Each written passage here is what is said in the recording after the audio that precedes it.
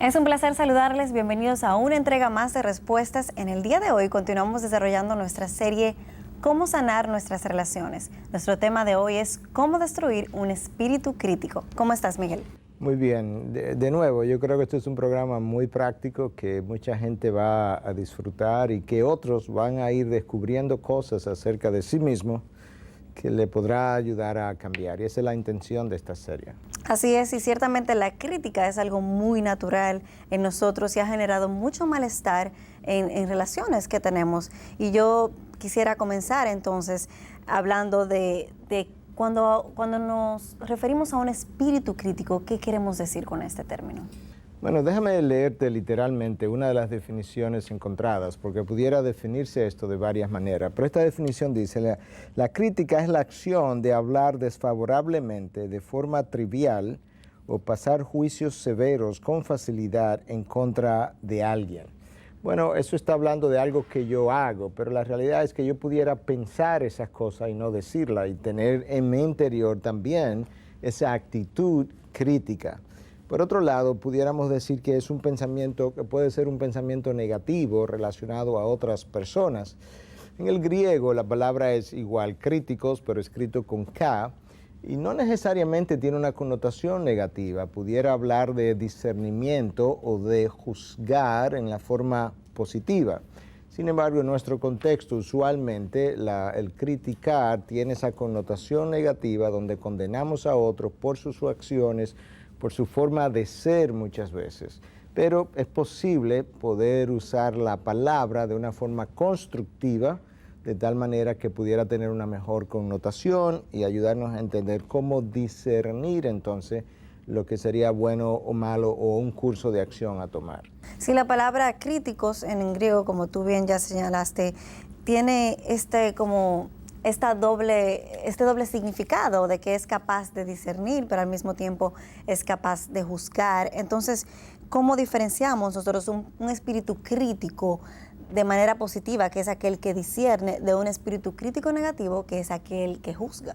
Bueno, como queríamos hablar precisamente de esas diferencias, entre otras cosas en el programa, yo quise traer un cuadro para discutirlo. Y mira las comparaciones aquí. La persona con un espíritu crítico condena a la persona. Realmente es algo, sus palabras van dirigidas de una manera personal. Mientras que la persona que tiene un espíritu ya maduro y que discierne, más bien está condenando, si es una condena, o comentando acerca de la acción que se ha llevado a cabo. Pero ya no es una cosa personal, es un hecho propiamente dicho. En segundo lugar, la persona con un espíritu crítico, más que un espíritu de crítica constructiva, se enfoca en las faltas de los otros y las mide por su estándar. En otras palabras, yo veo lo que tú haces, yo oigo lo que tú escuchas, y en vez de evaluar eso objetivamente, yo lo evalúo de acuerdo a mi estándar, lo que yo considero, mis preferencias, mis gustos, mis ideas, mi trasfondo. La persona madura con un espíritu que discierne, distingue lo que son valores no negociables de aquello que pudiera ser cultural o preferencia. Él sabe que hay valores que no pueden ser negociados, los valores de la verdad, aquellas cosas que la palabra de Dios revela. Pero hay cosas que son culturales, familiares, de trasfondo, de personalidades. Él puede discernir eso. El espíritu crítico tiende a ridiculizar a la otra persona y la hace quedar mal, la hace lucir mal. Mientras que la persona que tiene un espíritu maduro, él escucha al otro. Porque tú no puedes hablar hasta que yo no te haya escuchado, porque es escuchándote que entiendo lo que me está tratando de comunicar y qué está haciendo que tú digas lo que está diciendo. Pudiéramos seguir mencionando algunas cosas. Tú pasas juicio basado en experiencia, el espíritu crítico. La experiencia que yo he tenido, si ha sido mala, de esa misma manera yo tiendo ahora a generalizar y pienso que todo lo que a mí me va a ocurrir va a ser también malo. Pero cuando yo tengo un espíritu más discernidor, yo puedo pasar juicio basado en hechos, algo concreto. No es lo que a mí me pasó, es lo que a ti te está pasando o que yo estoy viendo que está ocurriendo, lo que va a determinar mi juicio, mi opinión. Finalmente, el espíritu crítico es muy negativo, tiende a asumir lo peor. Tú siempre haces eso. Cada vez que eso ocurre, siempre pasa lo mismo, y no necesariamente, mientras que la persona que puede discernir analiza los hechos y no asume de antemano. Y eso es algo importante, que tenemos que esperar a conocer los hechos antes de asumir la realidad de esos hechos que quizá yo no estoy conociendo. Con relación al cuarto punto, te quería preguntar, porque la Biblia es muy clara y muchos conocen este versículo que dice no juzguéis para que no sean juzgados. Y ahí hablaba entonces de que la persona pasaba juicio y demás. Yo me pregunto, ¿esto es una prohibición en contra de todo tipo de juicio o hay un juicio que realmente es permitido en la Biblia? Bueno, definitivamente hay un juicio permitido en la Biblia. De hecho, el mismo Cristo lo pasó continuamente sobre los mismos fariseos. Cuando Él le dice no juzguéis para que no seáis juzgados, Él estaba pasando un juicio sobre ellos por la forma en que estaban juzgando. La idea realmente es, no juzgues conforme a tu estándar, que eso era lo que ellos estaban haciendo. Ellos estaban condenando a sus seguidores, la población, por ideas que ellos tenían erradas, distorsionadas acerca de lo que la verdad de la palabra era. Y Cristo estaba diciendo, no juzgues de esa manera, no pases ese juicio crítico de cosas que tú mismo cometes. Entonces mi llamado es a juzgar conforme al patrón de Dios y hacerlo de una forma que tenga gracia. Volviendo al cuadro que nos presentabas hace un momento, ¿tú piensas entonces que una persona emocionalmente inmadura tiene un espíritu crítico más frecuentemente que una persona que haya alcanzado cierto nivel de madurez? Sí, definitivamente que sí. Realmente nuestras críticas y esa actitud crítica en nosotros es generada por inseguridades en nuestro interior. Entonces esa persona que tiene esa inseguridad muchas veces tú la ves destruyendo la reputación de otros, pero yo lo hago porque al yo criticarte, destruir tu reputación, yo me siento superior, yo me siento mejor. Y muchas veces lo hago cuando he oído que quizás tú has dicho algo de mí, entonces ahora yo quiero dañarte a ti para que yo pueda quedar por encima de ti. La persona que discierne no tiene esa característica. Muchas veces, aun cuando escuche que tú has hablado mal de mí, prefiere callar, porque hay muchas veces que es preferible el silencio antes que la defensa. Y él tiene esa madurez.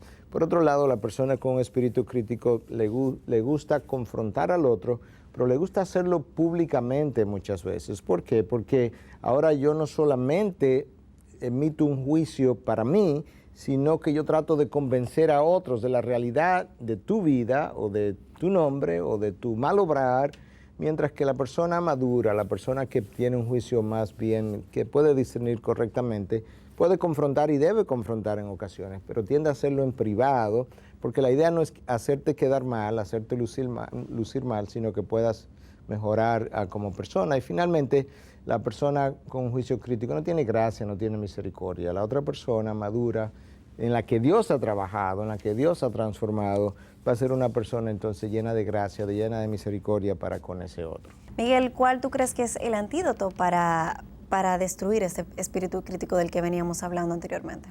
Bueno, hay muchas cosas que uno pudiera decir. Sin embargo, en una ocasión Jesús hizo un comentario que yo creo que si lo lleváramos a cabo probablemente nos sirviera como un antídoto muy poderoso. En Lucas 6:41 Jesús hace la pregunta, ¿y por qué miras la mota que está en el ojo de tu hermano y no te das cuenta de la viga que está en tu propio ojo? Lo que Cristo está haciendo es llamándonos la atención acerca del hecho de que muchas veces yo te estoy llamando la atención a ti sobre algo que yo lo hago también y quizás lo hago hasta peor que tú, por eso se le llama viga lo que está en mi ojo y tú tienes una paja, o que eso que tú estás haciendo, aunque quizás sea incorrecto, comparado con otras cosas que yo hago que tienen mayor envergadura, yo no estoy viendo eso que estoy haciendo y sin embargo, en vez de enfocarme en mi persona y transformar aquello que está mal en mi persona, yo estoy enfocado en tu persona. Entonces el mejor antídoto es realmente dejarme de enfocar en el otro y enfocarme en mí mismo. En el cuadro que tú traías hace un momento, tú hablabas de que una persona con un espíritu crítico con mucha frecuencia tiende a juzgar por la apariencia. Yo me pregunto, ¿qué nos lleva a juzgar tan fácilmente aquello que nosotros vemos superficialmente? Bueno, de nuevo, yo creo que a lo largo del programa pudiéramos estar respondiendo esa pregunta de diferentes maneras, pero mira lo que Cristo dice en Juan 7:24, no juzguéis por la apariencia, sino juzgar con juicio justo. En otras palabras, cuando yo juzgo por la apariencia, lo que está ocurriendo es una ausencia de ese juicio justo en mí. Entonces la pregunta es, ¿qué es lo que crea mi juicio injusto? Bueno, hay muchas cosas que lo hacen. Mi sentido de autojusticia, por un lado, el hecho de que yo no he observado, no he escuchado más detenidamente. Si yo hago eso, me voy a convertir en una persona más reflexiva. Personas sabias tienden usualmente a oír más antes de hablar, hablar menos, obviamente, eso nos va a ayudar a la hora de hablar, de emitir un juicio más justo. Yo creo también que otra de las cosas que nos lleva a eso, como ya mencioné, es nuestro sentido de autojusticia, que con frecuencia me hace sentir, me hace creer que yo soy mejor que tú, lo puedo hacer mejor que tú, soy superior que tú, y realmente eso le da color a mi juicio y lo convierte en algo injusto. Nosotros no conocemos tampoco todos los detalles, todas las circunstancias, todas las coyunturas. Entonces, no conociéndola, teniendo poca sabiduría, no habiendo escuchado lo suficiente, emitimos un juicio rápido que se convierte en un juicio injusto y un juicio basado en apariencias nada más. ¿Tú no crees que también haya como que mucho de orgullo y falta de tolerancia en el juzgador, en aquella persona que juzga? No, definitivamente. Yo creo que la raíz, si pudiéramos decir, de ese juicio, en definitiva es el orgullo humano. El orgullo humano que cuando ve algo y no lo encuentra bien hecho, en vez de decir, bueno, eso creo que pudo haberse sido así o déjame contribuir a mejorar esto, no, lo que tiende es a condenarlo. Pues de esa manera él luce más inteligente, él luce más listo, más experimentado y en realidad eso es lo que está detrás de todo eso. Pero nosotros sabemos lo que está bien y lo que está mal y no vamos a decirlo, yo en mi orgullo o creo que soy mejor que tú, no lo vamos a decir de esa manera, no. Nosotros queremos ser un poco más piadosos y entonces, o lucir nosotros más piadosos. Entonces lo que hacemos es, usamos palabras bonitas para simplemente poner en evidencia mi experiencia, mi experticio, cuánto sé, cuánto el otro no sabe y cuánto el otro necesita de mí. Una historia que a mí me transformó aparece en uno de los libros de Chuck Swindoll. Es un libro que yo leí hace muchos años atrás, un libro sencillo, se llama El despertar de la gracia, pero en el momento que yo lo leí era justo lo que yo necesitaba y creo que es justo lo que mucha gente necesita. En ese libro él habla de que en una ocasión él fue invitado como charlista, tuvo 3 días en un seminario hablándole a un grupo numeroso de personas. Él es un charlista, un pastor, pero un charlista internacional muy conocido. Y en la primera fila hay una pareja cuyo esposo se dormía a los 10 o 15 minutos de él comenzar a hablar. Y él entonces se sentía incómodo, se sentía molesto y hablando hacía juicio en su mente sobre este hombre. Y decía, eso es increíble, yo no sé para qué traen a estos hombres. Seguro fue que la esposa lo obligó, él seguro no quería venir, pero ella insistió. Y eso es lo que yo digo, que las esposas no deben insistir, no deben arrastrar a sus esposos. Todo eso mientras predicaba. Mientras predicaba. Al final de la conferencia, ya después de los 3 días de conferencia, la pareja se acerca y la esposa le dice, pastor, yo quiero pedirle perdón porque como usted notó, mi esposo se dormía muy rápidamente cuando usted comenzaba a hablar y lo que ocurre es que mi esposo tiene cáncer terminal, está bajo morfina y su último deseo era poderle ver en persona antes de él morir y aquí él vino a verle. Chuck Swindoll dice que él se sintió malísimo porque aquí él estaba como charlista, como pastor, tratando de ministrar, condenando a un hombre que su último deseo antes de pasar al otro mundo era poder ver al pastor Swindoll en persona. Así somos, nosotros no conocemos lo que está detrás de las acciones. Un ejemplo bastante conmovedor. Definitivamente yo me imagino que aquel día él aprendió una lección. Definitivamente, raramente yo puedo hacer esa historia como me acaba de pasar ahora sin que mis ojos se llenen de lágrimas y no sé cuántas veces yo he hecho esa historia. Increíble. Se ha dicho, Miguel, que frecuentemente el perfeccionista tiende a ser o a tener un espíritu juzgador o crítico. ¿Tú crees que eso es así? Sí, claro, porque el perfeccionista, una de las características del perfeccionista es que sin él saberlo, él quisiera que todo fuera hecho perfectamente, no importa si lo hace él o otro. Por tanto, el perfeccionista raramente está conforme, no solamente con lo que el otro hace, sino con lo que él mismo hace. Por tanto, él es un autocrítico, pero asimismo es un crítico de los demás. Si él es capaz de criticarse a sí mismo, imagínate lo que él sería capaz de hacer también con otros. La mayoría de ellos no saben que están así, son presos de sus mismos hábitos, porque así somos, es nuestra naturaleza carnal. Y de todo eso que Cristo tiene que liberarnos, primero a través de la salvación que Él nos otorga, pero luego a través del proceso de santificación, Él nos termina de liberar de todos estos hábitos pecaminosos que nos amarran y nos esclavizan. Miguel, hace un momento te dejaba con la pregunta de por qué tenemos la tendencia a querer desplazar la culpa a los demás. y a no asumir nuestra responsabilidad. Bueno, no queremos lucir mal, no queremos sentirnos mal, entonces nuestro esfuerzo para justificarnos y realmente poder sentirnos, no sentirnos culpables o causantes de la situación. Eso comenzó hace mucho tiempo atrás, cuando Adán cae y Dios habla con él. ¿Qué es lo que Adán hace? Adán no dice, bueno, yo me sentí tentado y comí. No, Adán dice, la mujer que tú me diste. Él desplaza la culpa primero, primer nivel, primer intento es a la mujer. Pero luego él deja abierta la posibilidad de que, déjame ver si yo puedo hacer algo por mi esposa. Y digo, la mujer que tú me diste, en otras palabras, tampoco la acuse a ella, porque en último caso fuiste tú que inventaste esta idea de darme esta mujer y todo esto. Entonces, una vez más, tú encuentras que lo que Adán está tratando de hacer es que una vez él se siente culpable, él quisiera encontrar un responsable de su acción, con lo cual él luciría mejor, quedaría mejor, se sentiría mejor. Y ese es nuestro esfuerzo por quedar y sentirnos mejor. Y eso precisamente te iba a preguntar, ¿por qué esta necesidad de querer lucir bien, de querer siempre continuamente quedar bien con todos? Bueno, yo creo que es un par de cosas. Por un lado, cuando tú no luces bien, tú te sientes fracasado, tú te sientes avergonzado. Y entonces cuando tú experimentas la vergüenza, experimentas lo que tú piensas que es un fracaso, tu miedo es a que el otro no te apruebe, a que el otro te rechace. En definitiva, son nuestras inseguridades interiores las que nos llevan de nuevo a querer justificarnos para lucir bien por el miedo que acabo de experimentar de que, sabes que Laine no va a pensar bien de mí y ya no va a tener la misma relación conmigo, ya se va a mantener a distancia, no me va a aprobar. Y entonces yo trato de limpiar mi reputación o limpiar mis hechos. Obviamente también esto ha de ser algo muy ligado a lo que es la madurez de la persona, porque esto ocurre mucho también entre los niños. Así es. El hecho de quedar bien. Sí, bueno, los niños aprenden.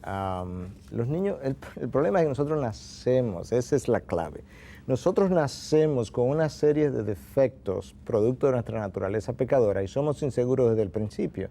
Entonces el niño hace eso cuando él experimenta también inseguridad a otro nivel, pero ese niño comienza a experimentar inseguridad desde la edad de meses. Así es. Y entonces él trata de justificarse para que no lo culpen, para que no sea castigado, ahí está su miedo. Entonces él quisiera que otro sea castigado. Yo hice eso en una ocasión estando pequeño.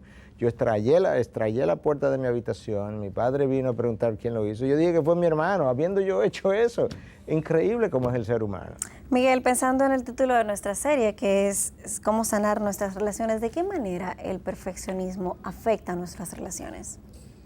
Bueno, es que, como decíamos, ¿verdad? El perfeccionista frecuentemente es autocrítico y crítico de los demás porque nada de lo que él hace u otros hacen, él se lo encuentra correcto. Entonces, ¿qué va a hacer ese perfeccionista? Bueno, las demás van a sentirse bajo el látigo, bajo el juicio continuo de esta persona y van a comenzar a alejarse. No se sienten aceptadas, aprobadas con frecuencia, no se sienten recibidas, se sienten más bien juzgadas. Entonces eso interrumpe muchas veces la relación. Y lo otro es que si tú eres perfeccionista o si yo soy perfeccionista y me comporto de esa manera, frecuentemente lo que tú percibes es que yo siempre quiero tener la razón, yo siempre quiero ganar, yo siempre creo que lo puedo hacer mejor.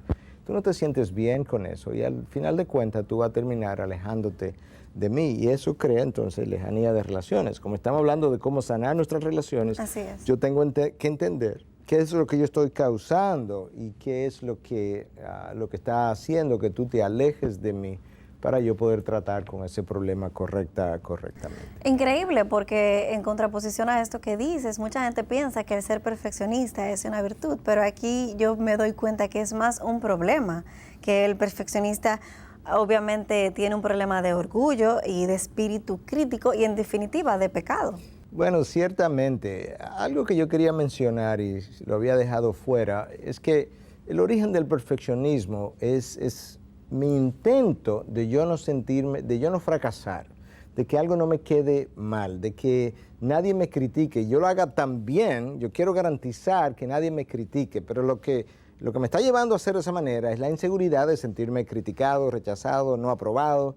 Entonces eso es el intento, lo que el perfeccionista está haciendo. Entonces volviendo aquí donde estábamos, claro, el perfeccionismo no es una virtud porque lo que está detrás no es virtuoso. Lamentablemente, lo que el hombre llama virtud, frecuentemente Dios le llama pecado. El orgullo fue visto como una virtud desde los tiempos de Grecia. Una de las grandes virtudes en Grecia era el orgullo humano. Y lamentablemente, todavía hoy nosotros quisiéramos, hablamos en contra del orgullo, y todavía en los círculos cristianos quisiéramos darle color bonito al orgullo. Yo he oído en ocasiones personas decir, bueno, yo siento un orgullo en el buen sentido. No hay tal cosa, que el orgullo en el buen sentido no existe. El orgullo es culto al ego, de ahí el nombre, el egocentrismo del orgulloso es porque es un culto al ego. No, la persona humilde es la persona a quien Cristo está ministrando, está llamando. Cristo no dijo, aprended de mí que soy orgulloso en el buen sentido, ¿no? No, claro que no. Aprended de mí que soy manso y humilde, esa es la realidad. Pensando en la persona que recibe la crítica, creo que no toda crítica es negativa porque en ocasiones es merecida o es necesaria. Entonces, si bien es cierto que tenemos que instruir a aquel que hace el juicio, también quisiéramos, ¿por qué no decirle algo a aquel que recibe la crítica? Sí, yo definitivamente, no es fácil ser criticado, lo podemos decir, pero a la hora de recibirla no es tan fácil manejarla. La verdad es que la mayoría de las críticas son negativas, porque cuando digo negativas me refiero inapropiadas, ya sea en contenido o en la manera en que se hizo. Pero no hay duda de que hay críticas necesarias, críticas merecidas, críticas que pueden mejorar mi forma de ser, mi forma de hablar, mi forma de pensar, mis acciones.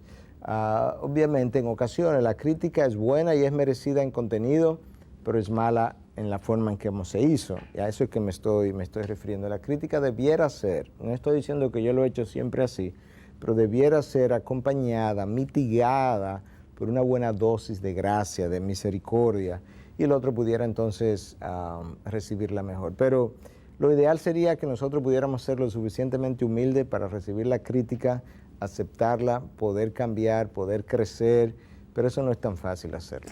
De hecho, lo cierto es que muchas veces aquella persona que es criticada termina criticando a la persona que le criticó primero por lo mismo que ha sido esta criticada. Prácticamente es un trabalenguas. Así es un círculo vicioso, porque esa es nuestra naturaleza humana. Tú me criticas, yo me siento herido y ahora yo me siento en la necesidad de querer devolverte.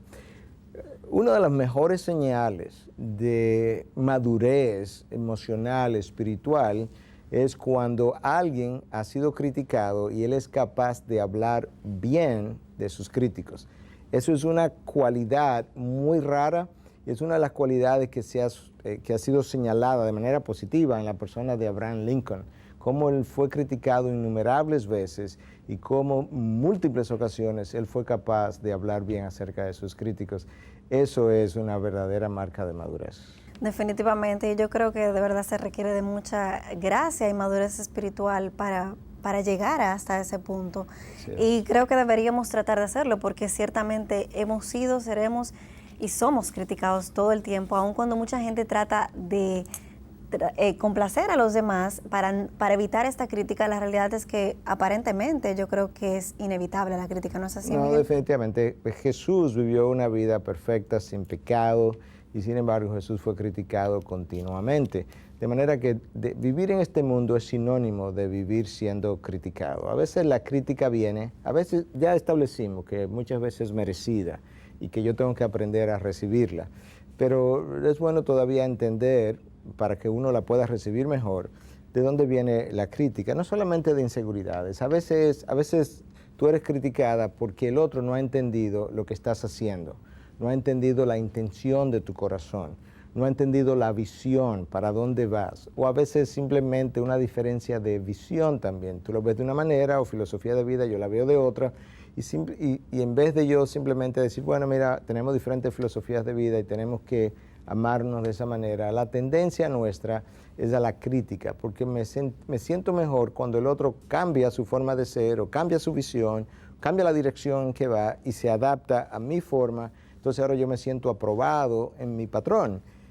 Eso no es correcto, pero si tú entiendes que muchas veces la crítica no es tanto algo personal, sino que es una falta de entendimiento en mí. Tú lo lees en el libro de los Hechos, cuando Pedro comienza a predicar el Evangelio a los gentiles, dice que cuando él vino de Jopa a Jerusalén, aquellos que eran sus hermanos, tan pronto él llegó, sin él haber explicado qué fue lo que pasó, comenzaron a criticarlo. Entonces Pedro Increíble. dice, exactamente, sus mismos hermanos cristianos, Pedro entonces se sienta, le explica que Dios se le ha aparecido, Dios le ha dado una visión, que ahora hay que llegar a los gentiles, y entonces ahora la misma comunidad que lo criticó, bueno, entonces sí, bueno, espera a escuchar, la falta de entendimiento genera crítica. Precisamente esta es mi próxima pregunta, Miguel. ¿Cómo podemos destruir este espíritu de crítica del cual hemos venido hablando? Bueno, yo creo que una de las cosas que podemos hacer es tener una buena relación con Dios. La realidad es que nosotros venimos deformados de nacimiento y lo único que puede cambiar esa deformación es mi relación con Dios, pero yo tengo que ser salvo primero para que Dios pueda cambiarme. Mientras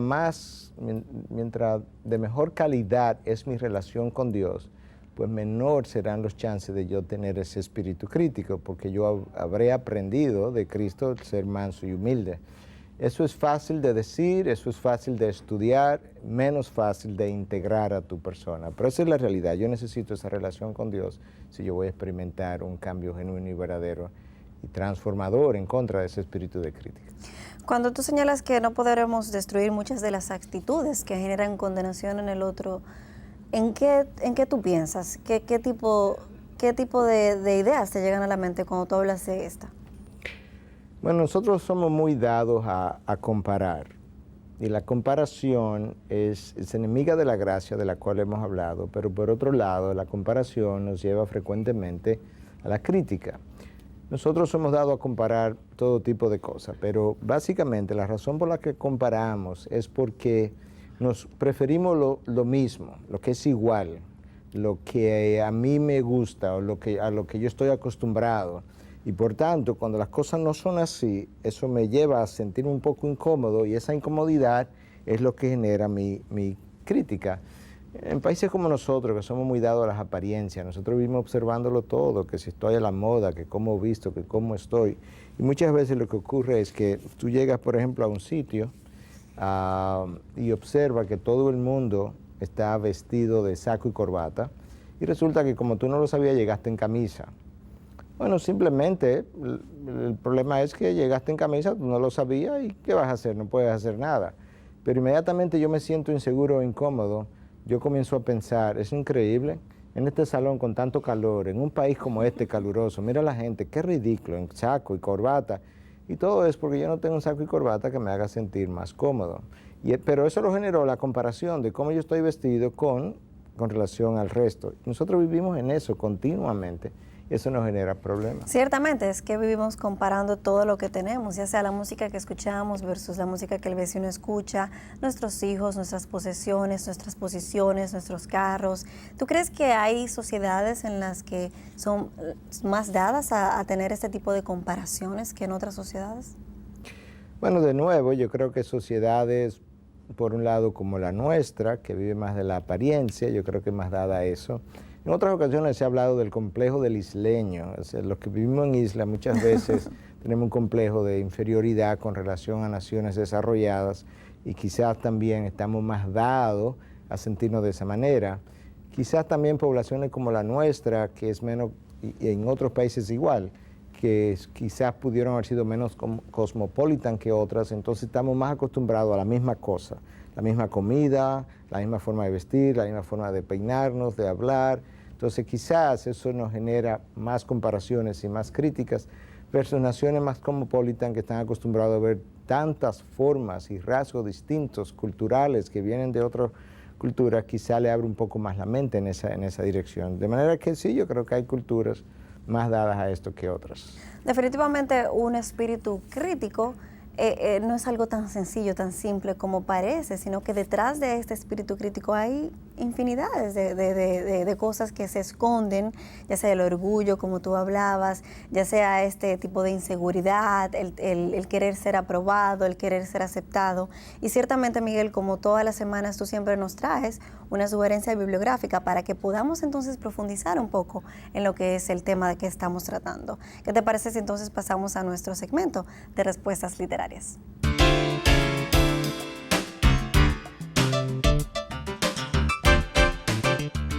Miguel, ¿por qué no compartes con nosotros tus sugerencias bibliográficas para el día de hoy?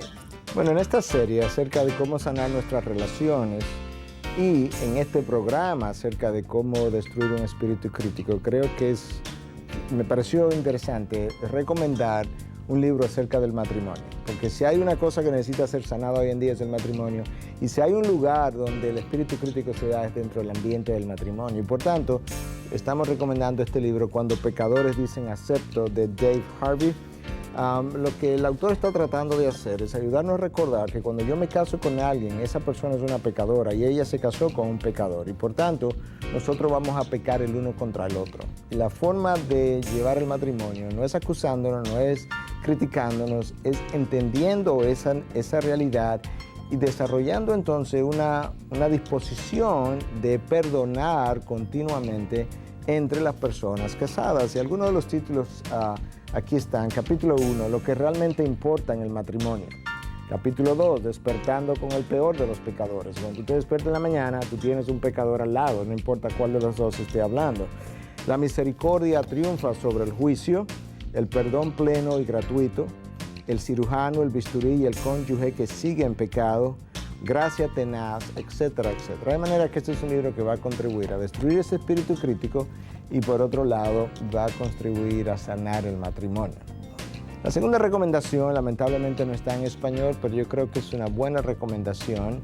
Es un libro que ha sido titulado Making Judgment Without Being Judgmental, haciendo juicio o pasando juicio sin ser enjuiciador, pudiéramos decir. Lo que el autor está tratando de ayudarnos a entender es que tenemos que pasar juicios en ocasiones, pero eso no es lo mismo que ser un enjuiciador. Y entonces él comienza, aquí hay algunos de los títulos de los capítulos, diciendo, el primer capítulo se llama o es titulado Yo soy enjuiciador y tú eres enjuiciadora. Eso es parte de la naturaleza pecadora que necesita ser destruida. ¿Cómo hacer juicio sin ser un enjuiciador? La inseguridad arrogante versus la humildad confiada, etcétera, etcétera. Entonces este libro va a hablar directamente e indirectamente acerca de algunas de las cosas que tratamos, como acabamos de ver, y creo que sería de gran utilidad porque va a nutrir tu mente, va a cambiar tu corazón. De manera que ahí están nuestras dos recomendaciones.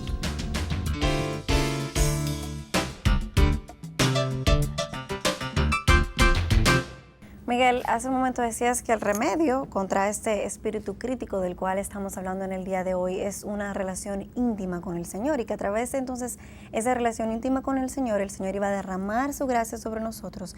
Yo te pregunto, ¿tú crees que esta gracia es el tipo de gracia que nos va a ayudar entonces a entender nuestras diferencias, a aceptarnos como somos el uno con el otro? Bueno, sí, claro, porque la gracia hace varias cosas. Me hace más tolerante, más paciente, pero la gracia también te brinda a ti espacio para ser tú, para tú crecer, en ocasiones incluso para equivocarte, para perdonar y poder seguir de nuevo caminando contigo, como Jesús lo hizo una y otra vez. La gracia es lo que caracteriza a Dios, y si hay un ser tolerante realmente y amoroso y misericordioso y dispuesto a ir hasta el último chance, incluso cuando no hay chances, es nuestro Dios. Nuestro Dios disfruta la variedad. Hace un rato quería mencionarte algo sobre eso.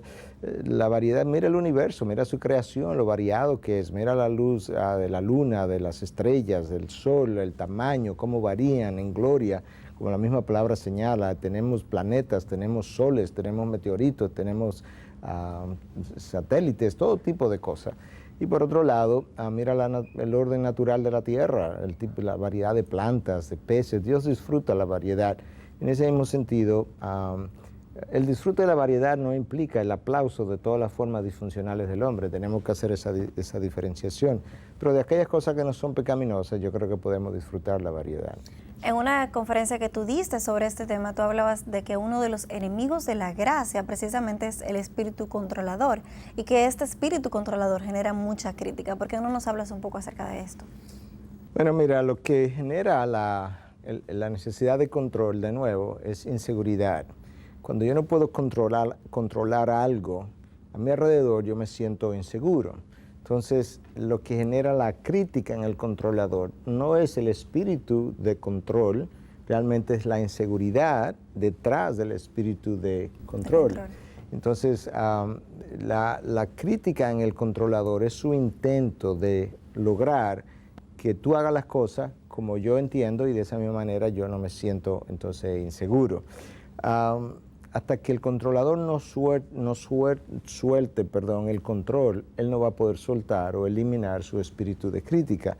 Y algo que es importante que reconozcamos es que la persona controladora no siempre es vocífera, no siempre es algo que se puede ver, muchas veces pasivo-agresivo, muchas veces manipulador o manipuladora por detrás, tranquilo. Y eso es importante conocerlo porque si yo puedo reconocerme a mí mismo de esa manera, quizá hay algo que yo pueda comenzar a hacer para destruir eso en mí. Miguel, ¿qué te parece si entonces hacemos unas recomendaciones de cómo podemos seguir cada día alimentando las relaciones que tenemos con los demás para evitar dañarlas y si ya hemos incurrido en algún daño, cómo podemos reganarlas? Bueno, para evitar llover sobre mojado o repetirme a mí mismo, quizás lo que voy a hacer es continuar en la línea práctica de recomendaciones que también hemos venido haciendo a lo largo del camino.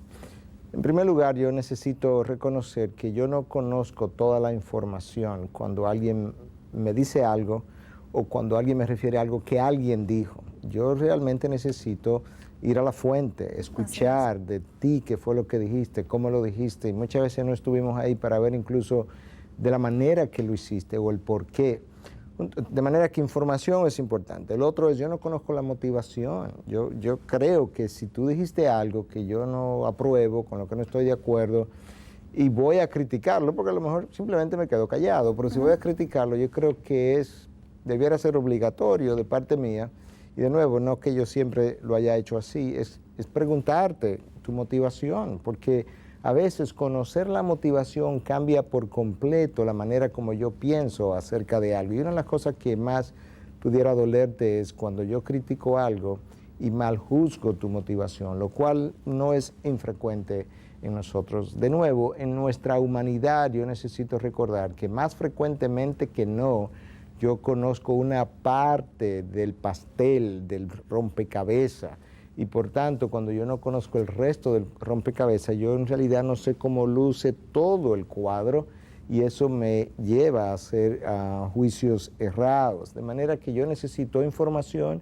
yo necesito conocimiento de la motivación, yo necesito admisión de mis limitaciones como seres humanos a la hora de yo emitir juicio.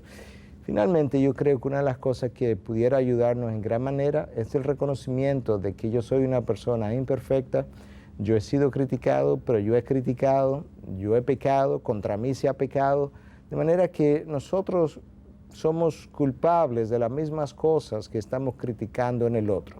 Quizá no lo fuimos hoy, quizá no hemos sido culpables de eso ayer, pero lo fuimos el año pasado, lo fuimos hace 6 meses, Dios me toleró, Dios me perdonó. Bueno, de esa misma manera yo necesito tolerar y perdonar. La palabra de Dios, Pablo nos dice en Colosenses 3, creo que versículo 13, soportaos unos a otros. Implica que yo tengo que tolerar eso que me irrita y perdonaos unos a otros. Yo creo que eso es una frase clave de la cual hablamos en el programa anterior. Miguel, uno esperaría que este tipo de espíritu crítico no se encuentre en aquellos que se dicen ser cristianos, pero la realidad es que sabemos que eso no es así. ¿A qué tú crees que se debe esto? Entre nosotros, que somos cristianos. Así es. Bueno, lamentablemente debiera ser así. Yo creo que hay varias cosas que pudiéramos decir. Por un lado, muchas veces el corazón se ha convertido y la mente no ha sido transformada, y por tanto tenemos un corazón cristiano con una mente pagana, una mente no convertida. No debiera ser, pero ocurre. En segundo lugar, yo creo que tenemos que reconocer que nuestra naturaleza pecadora lamentablemente nos arrastra con frecuencia a hacer cosas que sabemos que están mal, que no debemos hacer, que hemos hecho en otras ocasiones y que sin embargo después de hacerlas nos arrepentimos. Entonces es un proceso continuo. De ahí que hemos estado diciendo últimamente, enfatizando en nuestra propia iglesia, que yo necesito el Evangelio todos los días. O sea, yo necesito ser perdonado continuamente, precisamente por la manera de nosotros ser. En la iglesia de Roma hay un buen ejemplo, había un buen ejemplo, al cual Pablo se dirige cuando escribe la carta a Roma. Déjame leerlo para explicarlo. Romanos 14, 5 a 16. Uno juzga que un día es superior a otro, otro juzga iguales todos los días. Cada cual esté plenamente convencido según su propio sentir. El que guarda cierto día, para el Señor lo guarda, y el que come, para el Señor come, pues da gracias a Dios. Y el que no come, para el Señor se abstiene y da gracias a Dios. En Roma hay un grupo de creyentes en ese momento que estaban teniendo diferencias. Unos creían, porque venían del trasfondo judío, que el día de reposo era un día especial, que lo es, pero que era un día más santo que los otros. Los demás, que no vienen de ese trasfondo, dicen, ¿sabes qué? El día de reposo es santo, pero de esa misma manera todos los días son santos, porque ahora el Espíritu Santo vive en nosotros y la realidad es que no hay un día superior a otros. Ese era el dilema. Dentro de esa misma iglesia, entonces, algunos comían carne, otros solamente comían vegetales, y en el día de reposo observaban ciertas cosas que el otro grupo no lo observaba, y ¡boom!, ahí ocurre el choque. Y Pablo dice, señores, tranquilos, ustedes son hijos de Dios. El que considera el día de reposo superior a los otros días, él lo está haciendo para Dios. Déjalo tranquilo, que lo guarde para Dios, él no está pecando con eso. Aquel que considera que todos los días son iguales y trata de vivir santamente todos los días, él no está pecando con eso tampoco, lo está haciendo para el Señor. Déjense de estar juzgando, acusándose unos a otros. Entiendan que ni uno ni el otro están pecando con esto. Tolérense, ámense y acéptense así, y los dos van a crecer y quizás uno llegue al convencimiento del otro con el tiempo. Esa es la actitud que Pablo está recomendando a esta iglesia. Y definitivamente muchas veces queremos como que juzgar al Espíritu Santo en el otro, y debemos entender que ese no es nuestro papel. Definitivamente. De hecho, yo puedo admitir que en mi vida pasada hubo momentos en que yo quería robarle el rol al Espíritu Santo. Claro que yo no lo decía de esa manera, pero al fin de cuentas yo tuve que renunciar al hecho. Yo no soy tu Espíritu Santo para caerte atrás. Si yo te doy un consejo como consejero, yo tengo que confiar en el Espíritu Santo que mora en ti para que te acabe de empujar y hacer el resto, llevarte el resto del camino. Algo que es muy bueno señalar, porque a veces, Miguel, alguien da un consejo, ofrece un consejo, y cuando esa persona decide no seguir ese consejo que le fue dado, la otra persona se molesta y quiere como estar controlando a la otra persona para ver si va a hacer con lo que él le dijo que hiciera, cuando realmente tú muy bien has dicho que es el Espíritu Santo el que va a convencer a esa persona de hacer X o Y. Definitivamente. Si tú eres mi aconsejada, cuando yo te doy un consejo, tú tienes el derecho de aceptarlo o de rechazarlo. Si lo rechazas, bueno, yo no puedo hacer nada con eso, pero la razón por la que yo quiero controlarte, que tú lo hagas así, te llamo para ver si lo estás haciendo, es porque lo que a mí me da seguridad como consejero es que tú hagas lo que yo te digo y yo ver los resultados, cuando en realidad eso no es lo que debiera darnos seguridad. La seguridad debiera darnos la que yo cumplí con darte el consejo de Dios basado en su palabra, y ahí terminó mi responsabilidad. De ahí en adelante, responsabilidad del Espíritu Santo, y yo puedo descansar tranquilo ahora y puedo dormir tranquilo. Definitivamente. Miguel, este tema acerca de cómo destruir un espíritu crítico es un tema muy controversial, el cual genera muchas interrogantes en nuestra audiencia. ¿Qué te parece si entonces conocemos algunas de esas interrogantes en nuestro segmento de preguntas? Adelante.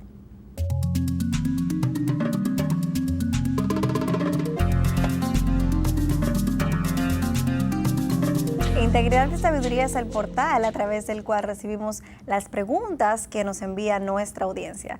Miguel, vamos a conocer entonces las dos interrogantes que tenemos para el día de hoy. La primera dice, ¿por qué es que a algunas personas les cuesta tanto trabajo aceptar la crítica, aún la crítica constructiva? Bueno, vamos a comenzar con el lente amplio, ¿verdad? A mayor mi nivel de inseguridad, más dificultad tengo en aceptar la crítica, aún la constructiva. A mayor nivel de orgullo, mayor la dificultad en aceptar la crítica, aún la crítica constructiva. Todos nosotros sabemos eso, todos nosotros quisiéramos responder adecuadamente en su momento. La realidad es que hay momentos en la vida del individuo, de la misma persona, donde tú puedes manejar la crítica mejor que en otros momentos. Si uno pudiera decir, bueno, si es la misma persona, ¿qué hace la diferencia? Bueno, yo creo que muchas veces el estado emocional en que el individuo se encuentra en ese momento hace una enorme diferencia. Por ejemplo, tú tienes un buen tiempo en tu trabajo, en el ministerio, 1 mes, 2 meses, 3 meses, donde las cosas van fluyendo, donde hay pocas quejas, donde hay pocas cosas negativas que vienen a ti, tú tienes una coraza emocional, en mejor estado para absorber la crítica que pudiera venir en ese momento. Sin embargo, el próximo mes la misma persona resulta que ha recibido embates continuos, negativos, que son propios de la vida o propios de los tiempos de la vida, o Dios que lo permite en tu vida para trabajar en ti. Y en ese momento tú no estás tan bien capacitado emocionalmente para manejar esa misma crítica. De manera que no es simplemente cosa del carácter de la persona, yo creo que hay momentos, estados emocionales o espirituales. Quizá no me tomaste mi mejor momento espiritual, quizá mi conexión con Dios no estaba tan bien. Eso también me va a hacer flaquear más que en otro. O el sentirme o no apoyado. Por ejemplo, si mi esposa me apoya, yo cuento con su apoyo, yo me siento seguro en su apoyo, yo voy a poder manejar su crítica de una mejor manera.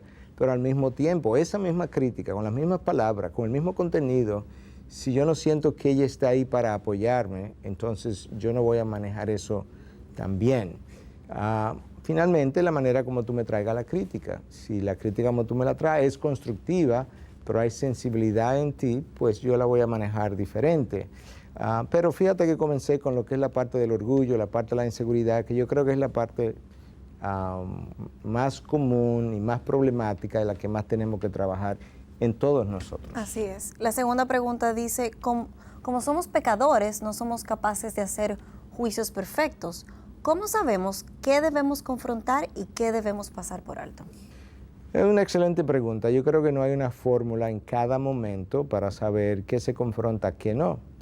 Yo creo que hay quizás principios que pudiéramos usar. Por un lado, cosas triviales. Bueno, tú dirías, bueno, ¿qué es trivial? Bueno, de nuevo, es difícil saber, pero cosas triviales quizá no necesitan ser confrontadas. Una de las cosas que se dice, aún con los hijos, los padres necesitan escoger sus batallas. Tú no puedes hacer por cada cosita que ocurre en tu hogar una batalla, porque tú vas a vivir peleando y le va a hacer daño a los hijos. De manera que requiere cierta sabiduría día a día para saber qué tú confrontas, qué tú pasas por alto. Cosas que violan principios de la palabra y que al violar los principios de la palabra van a alterar nuestra relación, la relación con otros, el estatus de la familia, el estatus de una oficina, la estabilidad de la oficina, la estabilidad de una iglesia, la estabilidad de un ministerio, necesitan ser confrontadas. ¿Por qué? Porque si no lo confronto va a haber mayor daño. Pero cosas que realmente son triviales en el sentido de que estuvieron mal, no deben ser, pero no amenazan la estabilidad de nada, de ninguna relación, de ninguna institución, de ningún ministerio, pásala por alto, perdónala y ya deja que siga corriendo. Bueno, ahí hay quizá algunos principios. Debe orar para que Dios te guíe y quizá en el orar Dios te dice, mira, pasa esto por alto.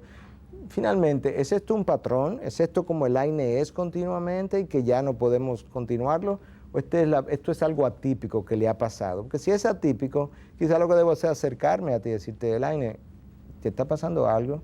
Bueno, ¿por qué? Porque yo noto que últimamente tú has estado así o asado y eso no es típico de tu persona. Entonces no te estoy tanto confrontando, estoy tratando de entenderte si te pasa algo, versus una persona que este es su patrón disfuncional que está haciendo disfuncional a otros. Yo creo que hay algunos principios para saber.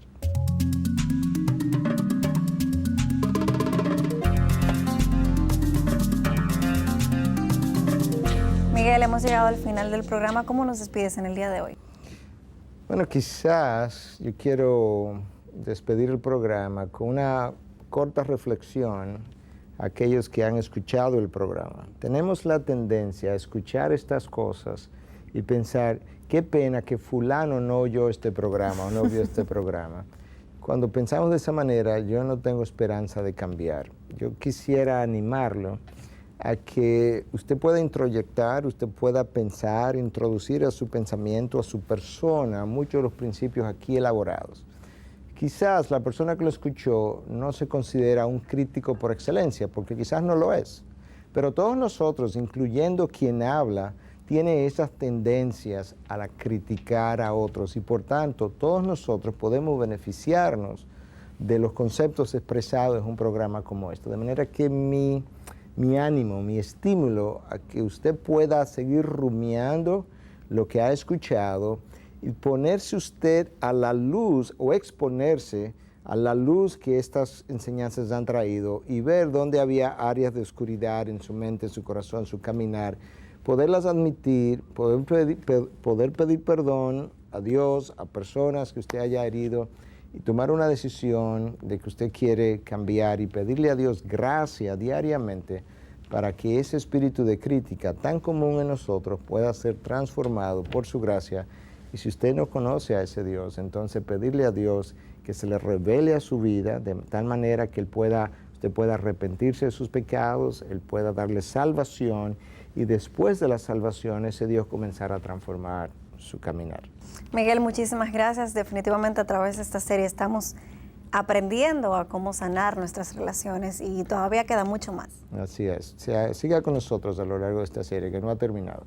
A ustedes, amigos televidentes, gracias por su sintonía. Le invitamos, como siempre, a que visite nuestra página en internet, la dirección integridadysabiduría.org. Gracias por habernos acompañado y será hasta la próxima.